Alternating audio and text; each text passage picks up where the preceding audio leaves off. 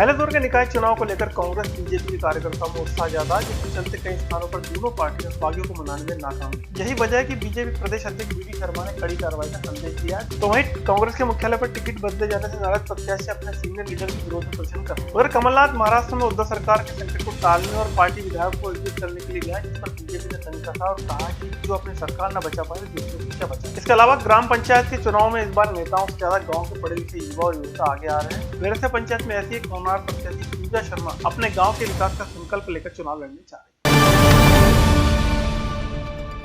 राष्ट्रपति चुनाव के लिए एनडीए ने उम्मीदवार का ऐलान कर दिया है। भाजपा संसदीय बोर्ड की बैठक में द्रौपदी मुर्मू के नाम पर सहमति बनी। ओडिशा की रहने वाली द्रौपदी मुर्मू इसके पहले झारखंड की पहले महिला आदिवासी राज्यपाल भी रह चुकी हैं। भाजपा प्रदेश अध्यक्ष वी डी शर्मा ने राष्ट्रपति प्रत्याशी के नामों का ऐलान होने के बाद पत्रकारों से चर्चा करते हुए कहा कि द्रौपदी मुर्मू को राष्ट्रपति उम्मीदवार बनाकर जनजातीय समाज का सर्वोच्च स्थान पर पहुंचाना केवल बीजेपी की विचारधारा में ही संभव है।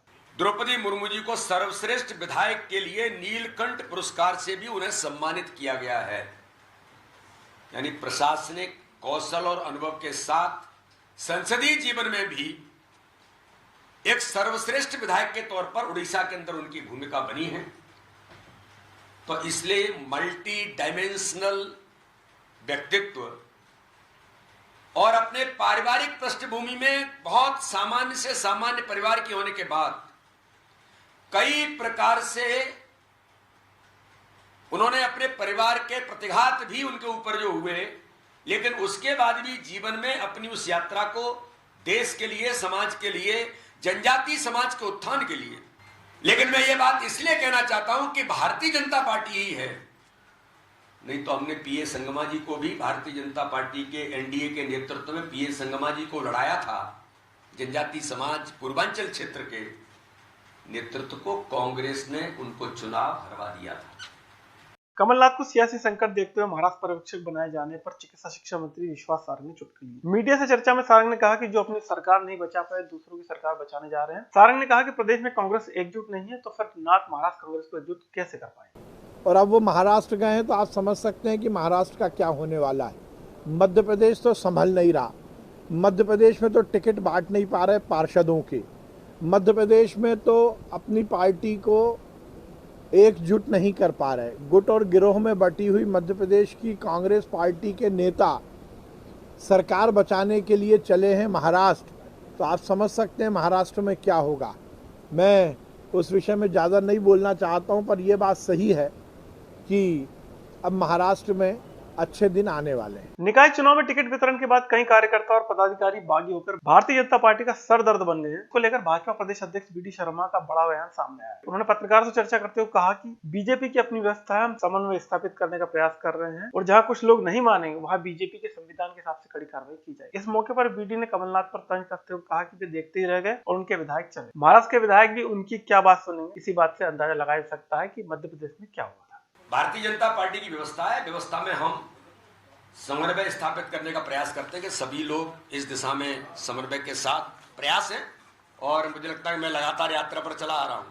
रात को 1:30 बजे भी सागर के अंदर बैठक ले रहा था मैं। तो हम तो लगातार इस काम को करते रहते हैं और हमारे कार्यकर्ता हैं, और मुझे लगता है उस पद्धति और उस प्रयासों से वो सब संभव होता है।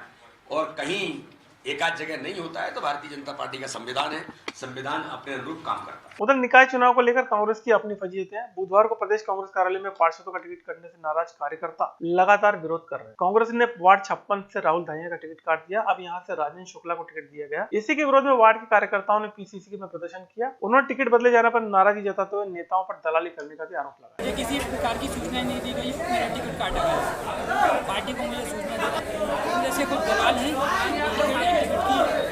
हमारे हर वार्ड पहले भी टिकट गिर चुका है हमारे वार्ड में, दलाली करते हैं। किसको दे दिया? राधेश्याम मोदी उनकी पत्नी को दिए गए शंकर भाई ने। बूथ लेवल से स्टार्ट करी थी मैंने राजनीति, बूथ पे बैठता था और आज मैं वार्ड अध्यक्ष हूँ। कहीं ना कहीं आदरणीय दिग्विजय सिंह जी के भोपाल में आने से कहीं ना कहीं हमारे जमीनी कार्यकर्ताओं को सपोर्ट मिली, को जमीनी कार्यकर्ताओं को उठाया गया है। बेचा ये पता नहीं चल रहा मुझे किसने किस दलालों ने बेचा है, पर 1 घंटे के अंदर किसका टिकट कट गया। तो समय में 2 घंटे बचे।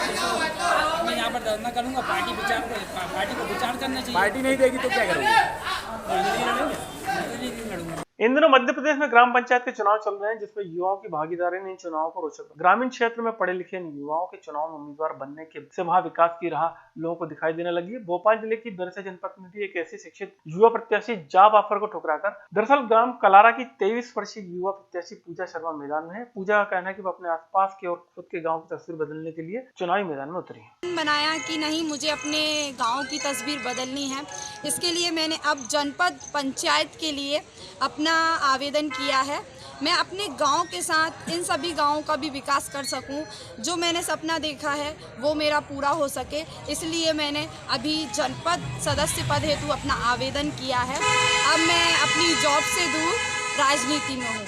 राजधानी के चांदबड़ क्षेत्र में मध्य क्षेत्र विद्युत बिजली कंपनी का स्टोर है, जिसमें बुधवार को आग लगने से लाखों का माल सुहा। जानकारी के अनुसार घटना सुबह 9 बजे के करीब हुई। इसके बाद स्टोर से तेजी से धुआं और आग की लपटें उठने लगी। ऐसे में फायर ब्रिगेड को बुलाकर आग पर काबू पाया गया। करीब 2 घंटे की मशक्कत के बाद आग पर काबू पाया गया। इस दौरान यहाँ से गुजर रहे स्थानीय विधायक और मंत्री विश्वास सारंग भी मौजूद रहे।